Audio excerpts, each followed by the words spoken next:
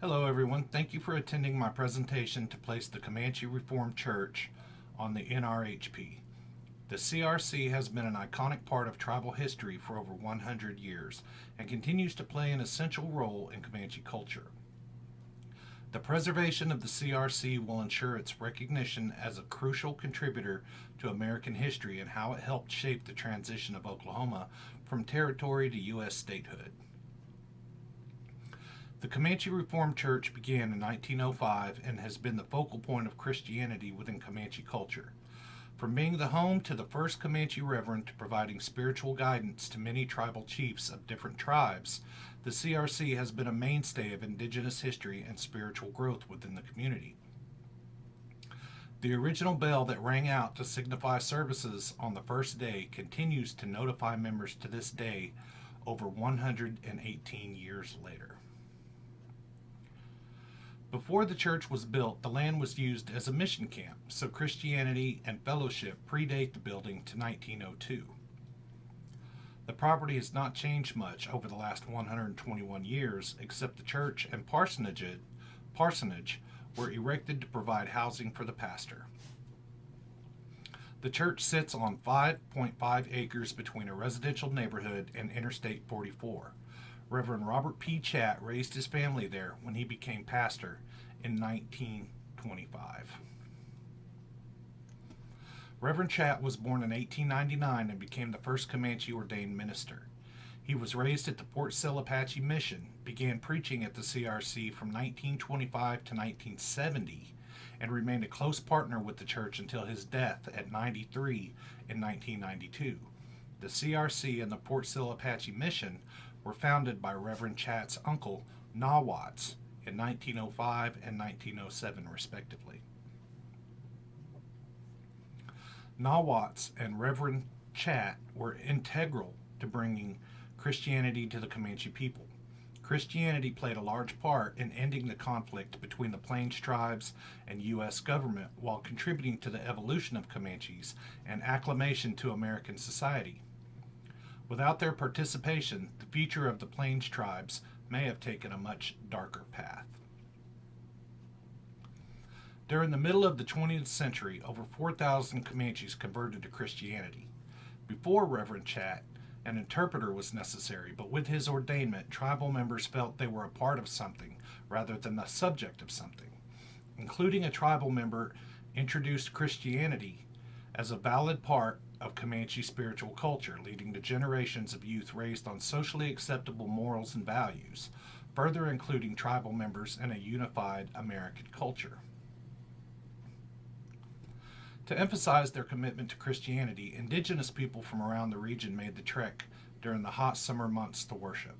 They sat in the heat with minimal shade on dusty land to hear the word of God with nothing more for protection from the sun than brush arbors.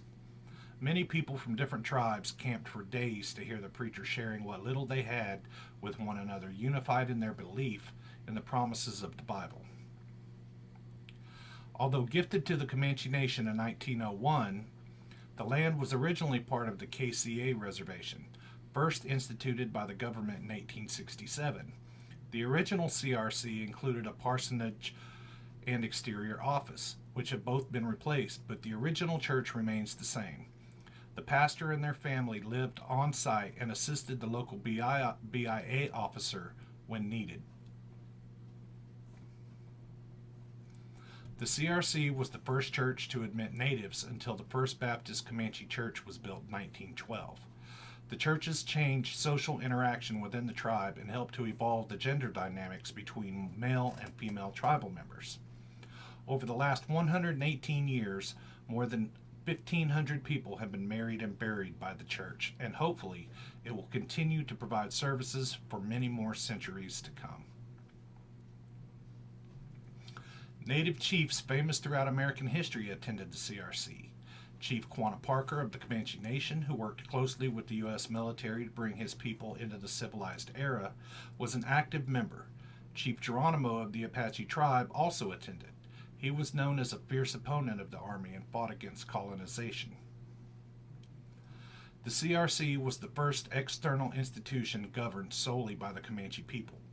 It is also the oldest institution founded by Comanches, and is responsible for removing outdated aspects of tribal culture. The church pushed progressive policies regarding tribal women and was responsible for ensuring they received equal treatment within the church, which led to changes within the tribal culture.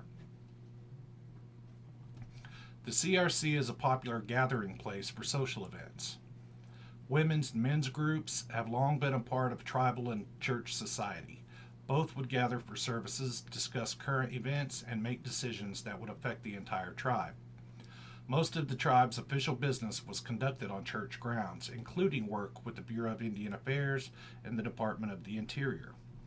And if you look on the front row of the women's group, the woman in the very center with her legs crossed, that was my grandmother, Ruth Tinnecker.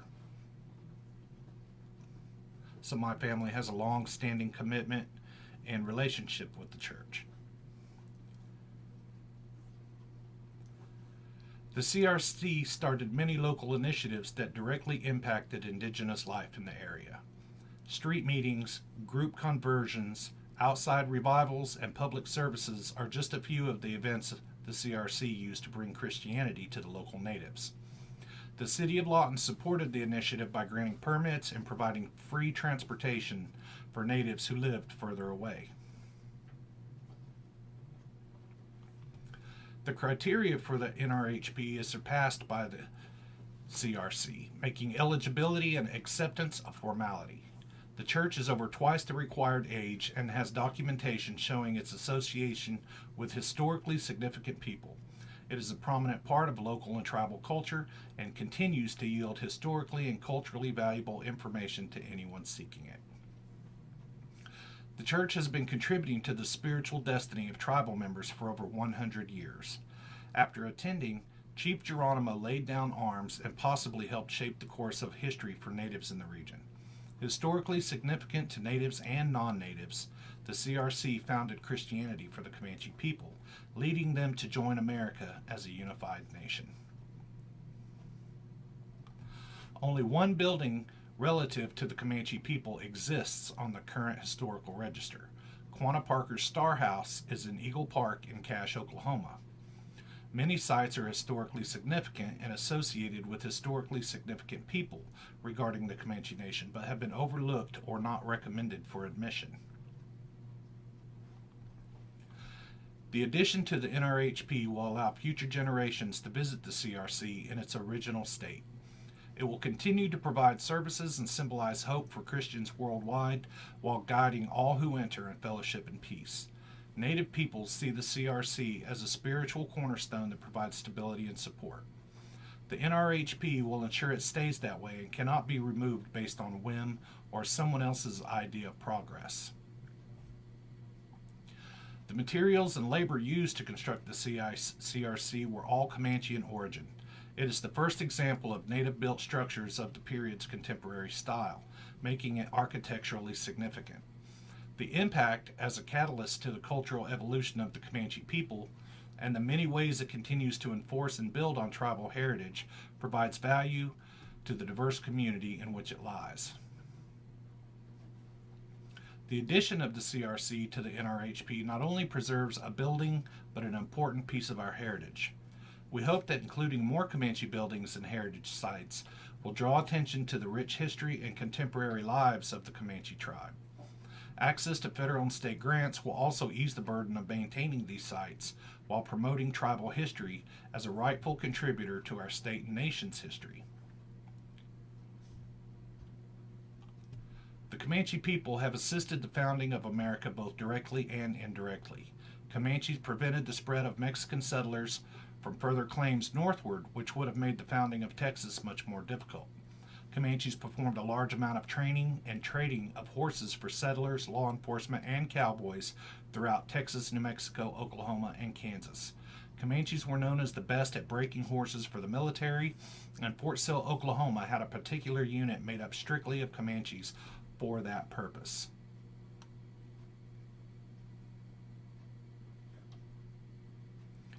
Comanche spirituality began with pagan animism, praying to animals and spirits. With the influx of influx of missionaries and pioneers, the Comanche were introduced to new ways of thinking about creation and became enamored with the white man's God, until fully accepting Christianity as a religion.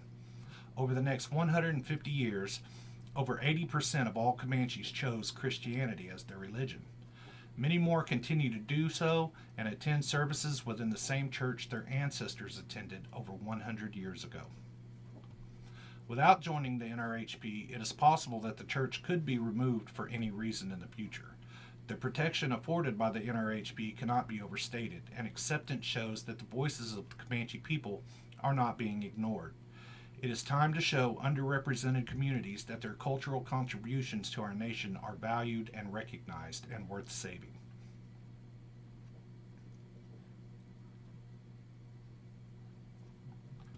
The CRC is a safe place where people of all ages can find fellowship, friendship, and a strong sense of community. Important spiritual and social events here bind people in matrimony and allow us to say goodbye to loved ones we have lost.